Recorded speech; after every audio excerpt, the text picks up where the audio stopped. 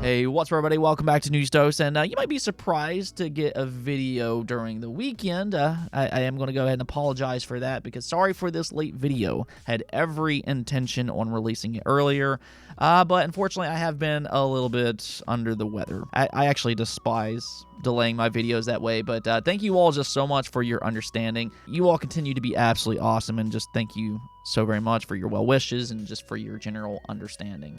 We do have some things to talk about today, though, because we finally got an update from Naughty Dog regarding The Last of Us multiplayer, and they confirmed what I think most of us already kind of expected, though their reasoning as to why has caught some attention online. So we are going to talk about that today, and then also some speculation for the Xbox Series consoles, because fans are starting to look at their discounts as maybe a sign to come. I don't know about all that, but when you put two and two together here, maybe it does make some sense to some people, but we will dive into all of that as well.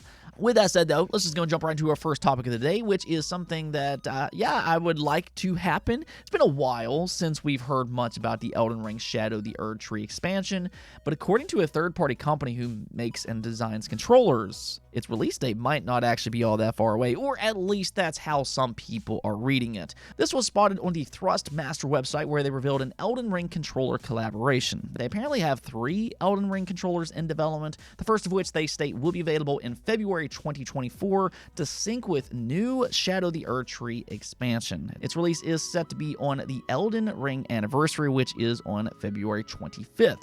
So that seems pretty cut and dry, I get that, but there's a little bit more to this, because they have a roadmap for 2 more Elden Ring controllers. These, however, will release in 2025 to quote-unquote synchronize with 2025 Elden Ring major key beat or new game expansion. So, I don't know. This marketing is kind of all over the place. You're hearing 2024, then you're hearing some 2025 stuff, and there's a bunch of synchronizing going on. We'll see about all of that. Now, they have since taken it down, but my take on this is that this is more or less marketing language. As much as I would love to play the Elden Ring expansion this February, because it is my favorite game this generation, one of my favorite games of all time, to be quite honest with you all, but I just don't know if they would actually shadow drop it just like that. I mean, you have to realize that we just had the Game Awards and it didn't show up. So even though that I would love this to happen, I am, however, skeptical that it will release this February. Instead, what I think could happen here is that they could reveal Shadow the Erdtree on its anniversary, and then it'll release later in 2024. That's my current guess on the situation, but I mean, I guess we'll see what happens. Cross my fingers if anything else. Now, we also got an update from Hideki Kamiya and why he left PlatinumGames. I know a lot of people was shocked when he announced the news, including myself. He's really such a recognizable figure working on games like Okami. He's worked on Bayonetta, Resident Evil, Devil May Cry, Wonderful 101, and the list just kind of goes on and on and on. He's by far one of the most decorated developers out there. He does a great job at what he does, and he helped build PlatinumGames as a founding member. So his departure definitely came as some surprise. But now he's kind of opened up as to the reason why. This was in an interview with IGN, and this is what he said.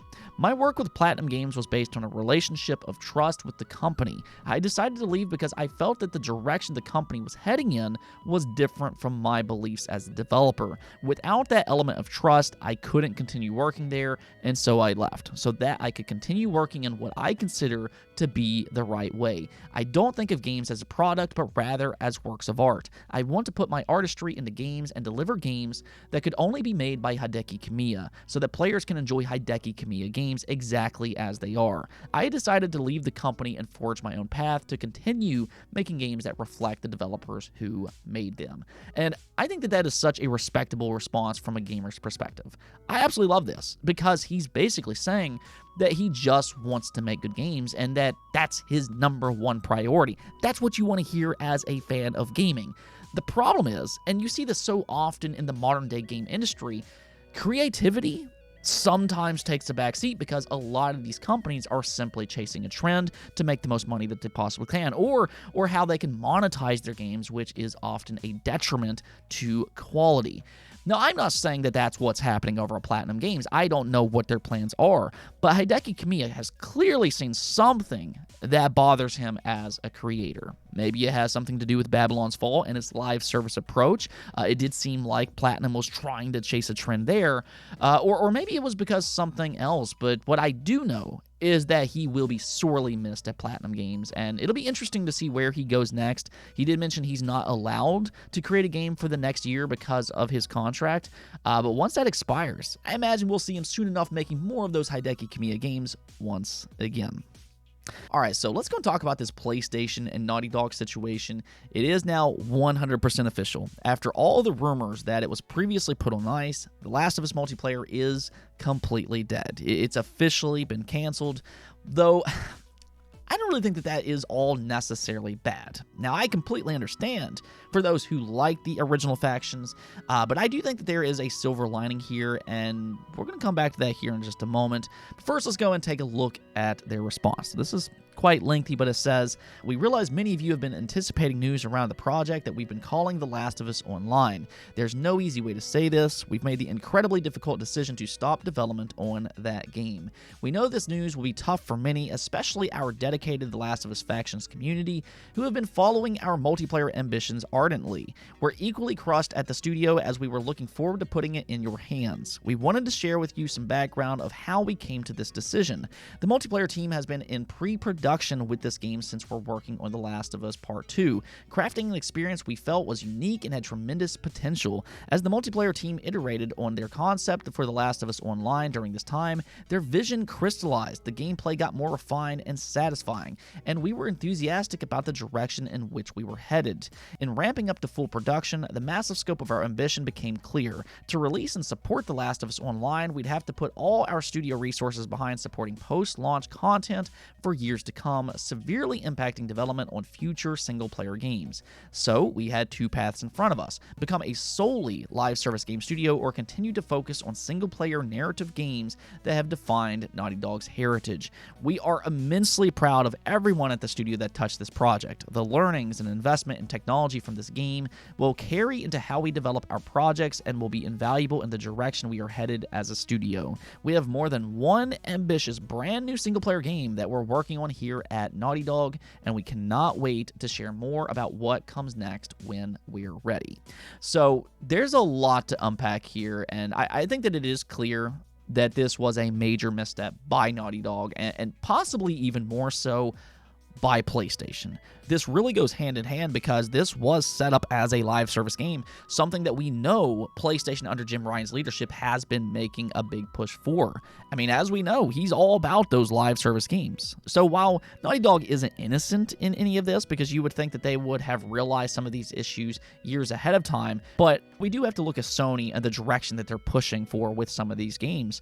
But something that we've seen a lot of in the last year or two is that they've kind of been in for a rude awakening. We've now heard about multiple canceled live service projects from Sony, and this is really just the latest. This is probably the most high-profile cancellation, but you know, it definitely hasn't gone as smooth as maybe Sony were hoping for, and I think that they're kind of learning that just because you have a good single-player studio, that doesn't necessarily mean that they will translate perfectly into live service.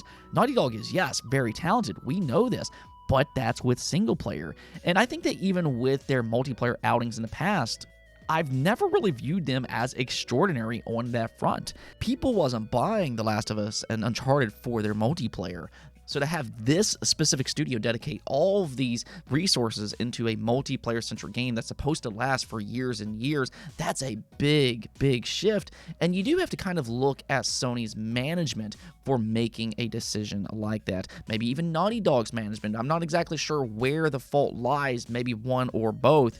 Now, I understand the original factions had some fans, but to turn it into a full-blown live service game instead of just kind of giving us a sequel to that, you know, that's a very different concept, and it requires a different focus. I mean, you have to realize that this studio has succeeded because of their single-player expertise.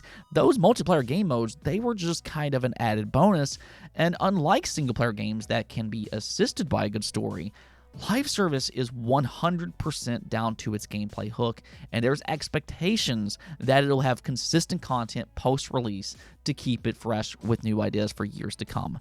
That also takes a lot of resources, and that's something that Naughty Dog alluded to in this statement. They basically said, we either do this multiplayer game that will impact our other games negatively, or we can go back to fully focusing on single-player games once again. Now, as a fan, I know which one I would choose, and that's their single-player content. Again, that's Naughty Dog's expertise, and that's what I want from them. So that's the silver lining here, because, well, yes, they dropped the ball. This is an obvious misstep, and it could set them back a little bit, but they did further confirm that they have more than one ambitious brand new single-player game that they're working on. So this isn't some kind of remaster. We can kind of put those Last of Us remasters in the rearview mirror now. But from rumors and job listings, it does sound like one of those is a new IP. I think that's the one that's directly coming from Naughty Dog themselves. And then as for the other mysterious game, there was a job listing from a newly formed San Diego studio that mentioned that they're working with Naughty Dog on a beloved franchise. So it does kind of sound like Naughty Dog is maybe overseeing some kind of project with them, and that would mean that this is likely from an existing Naughty Dog franchise. My guess is probably Uncharted. We've actually seen a little snippet in one of their trailers in the past that looked, oddly familiar to Uncharted, but with a girl protagonist, maybe Cassie Drake. But we'll kind of see what happens with all that. I think for the time being, though, that this outcome is certainly another eye-opener for Sony's live service plans. They keep running into problems with these games, whether that be delays or cancellations, because it's not easy. If everybody could do it, then everybody would have their own Fortnite or Call of Duty, but they don't. So with the amount of money that Sony has invested in this live service future, they need to figure something out. Now, maybe they just scale things back a bit, and maybe that's what's happening here, but that does also set back their first-party output. This is really all the more reason that I've been adamant that Sony has committed too many resources in live service. In my opinion, and I don't think that this is controversial, but single player should have always been their number one priority. It's what they do well, and it's what their fans have come to expect from PlayStation. Now, maybe some of their other projects will pay off, and I guess they really only need just that one major hit. I've said it before, but they're throwing as many of these live service games at the wall in the hopes that at least one will stick, and only time will tell about all of that. But unfortunately, Factions 2 won't be a part of that future anymore, and that's just too bad for those that's been looking forward to it, especially the ones that enjoyed that original game mode, even if it was smaller in scope. Now, one other thing that I want to talk about, though, is the prices for the Xbox Series, and there's a lot of speculation right now regarding this. So if you haven't noticed, the Xbox Series X and the Series S has had some pretty steep discounts this holiday. I mean, right now, you can find the Xbox Series X for as low as $350 at retail. I mean, there was even a Diablo 4 bundle going for $350 at one point. And then if you look at the Series S, the white version is going for, I want to say $240. And then over at Costco, just a few days ago, it had a crazy discount where you could get it and a headset for a grand total of just $150. That is an absurd discount, but this has led to some questions online. At first, people were kind of thinking that this was just a part of a Black Friday deal, but it's been going on pretty much all holiday. So people are now starting to wonder if there's a little bit more to this. Is this actually a clearance sale, maybe similar to what we saw with the PS5 earlier this year? I mean, let's go ahead and rewind for a moment. Months before the release of the new PS5 Slim model, they started to discount the PS5. This not only helped Sony reach their fiscal year target, but it also cleared stock to make way for its replacement, the new PS5 with a detachable disk drive. So now people are starting to wonder if maybe Xbox is doing something similar. Are they clearing out stock for a new console? We did see a leak from the FTC court case that they were originally planning a new Xbox Series X for 2024. Now, plans have since changed, as Phil Spencer has alluded to online, so I wouldn't expect a console exactly like that leak. I imagine whatever they are working on, it's going to be different from that, but maybe they do have a new console planned for sometime next year, something that will replace the Xbox Series X as we currently know it. Now, of course, the Series S, if they want to replace that, they have that 1 terabyte model. They could easily phase out the white model if they wanted to, but I don't know. that's just kind of the speculation that's going on right now. And I think one of the reasons that it's growing the way it is because of those recent next generation rumors that we talked about a few days ago, that Xbox is planning to release the next Xbox earlier than expected. But in all truth, these discounts could mean absolutely nothing at the end of the day. Maybe they really are just trying to move a lot of stock this holiday, which in return, can boost their Game Pass numbers. That seems very plausible as well. But what I do know is that if you want an Xbox Series, now really seems to be a great time to jump in. There's some crazy good deals right now, and for just $350, I think the Series X is more than worth that. And for that matter, they actually have a pretty decent lineup next year for 2024, so now seems to be a pretty good time to jump in at just $350. Speaking of that next generation Xbox, though, let's go and take a look at the poll of the day where I asked you, well, how many years would you like the Xbox Series and a PS5 console cycle to last before getting next generation consoles? And as you can see here, 9% of you all voted for 4 years, 13% for 5 years, 21% for 6, 18% for 7, and then 39% of you all, being the majority, does prefer that longer generation at 8 or more years. Now, I can understand the sentiment behind that just because it's hard to invest a lot of money into something and then have that quick turnaround. That can be frustrating for a fan. I know, like, you take a look at something like the Steam Deck as an example. The Steam Deck, it came out 2 years ago, and for all those early adopters that bought into it, they were expecting this to last for a long time, but then you have that OLED model just 2 years later, and now people are kind of upgrading. And that's frustrating because you might not feel like you got your money's worth out of that original product. So that's where that quick turnaround can be frustrating. I will say this much, though. I don't necessarily mind a shorter generation of, like, let's say 6 or so years. That's really not all that uncommon. We've seen a lot of consoles only last 6 years. And one of the perks for that is that you kind of keep up to date with current technology. Technology advances quite fast, and something that we've already seen a lot this generation is that 30 FPS has slowly started to creep back into gaming. But if we have a next generation console, let's say in 6 years, then that kind of keeps that situation at bay. People that are bothered by 30 FPS gameplay and they want to stick with 60 FPS, maybe they can just go ahead and move over to the next console. So I do think that there's some pros and cons to this situation, but I do completely understand both sides of the coin. Anyways, though, that's it for this episode, but if you liked the video, don't forget the bell notification and subscribe button for more content just like this. Also, if you'd like to support the channel through Patreon, thank you for making this content possible. Peace out.